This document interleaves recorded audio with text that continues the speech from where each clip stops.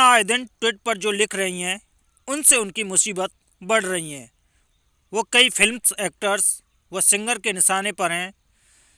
दिलजीत दोसांझ और कंगना में ट्वीट पर काफ़ी गर्मा गर्मी हो गई है।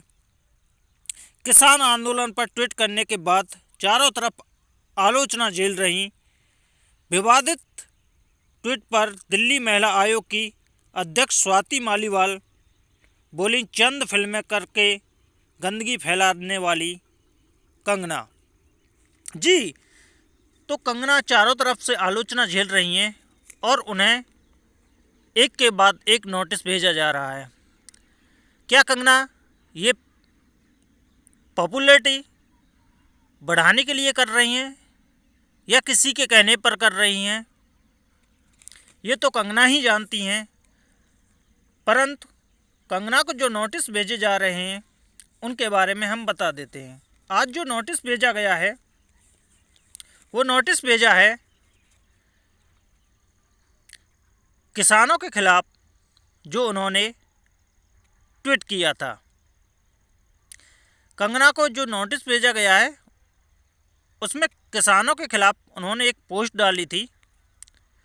उसमें गुरुद्वारा समिति ने उन्हें एक नोटिस भेजा है। इसमें लिखा गया है, दिल्ली सिख गुरुद्वारा प्रबंधक समिति के एक सदस्य ने एक्ट्रेस कंगना को कानूनी नोटिस भेजा है। उन्होंने कृषि कानून का विरोध कर रहे किसानों के खिलाफ सोशल मीडिया पर पोस्ट लिखी थी। कुछ दिन पहले नोटिस में कहा गया है कि संविधान के तहत किसानों को भी शांतिपूर्ण प्रदर्शन का हक है।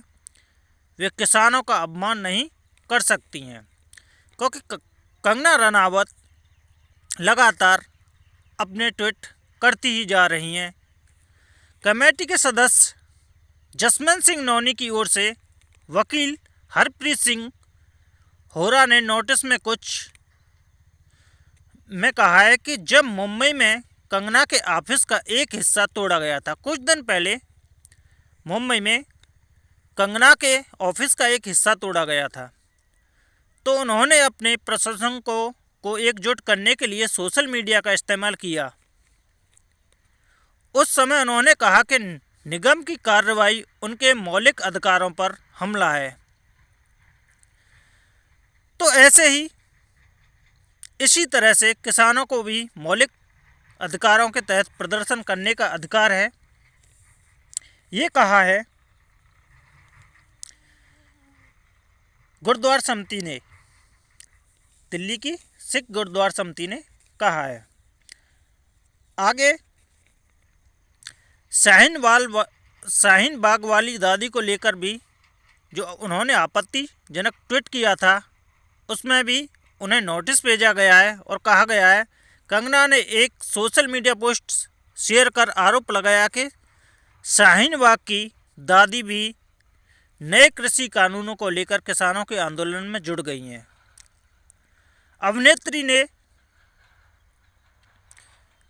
अपनी सोशल मीडिया पोस्ट में कहा है कि टाइम्स पत्रिका में जगह बना चुकी वह दादी 100 रुपये में उपलब्ध है। हालांकि दैनिक भास्कर की पड़ताल में सामने आया है कि कंगना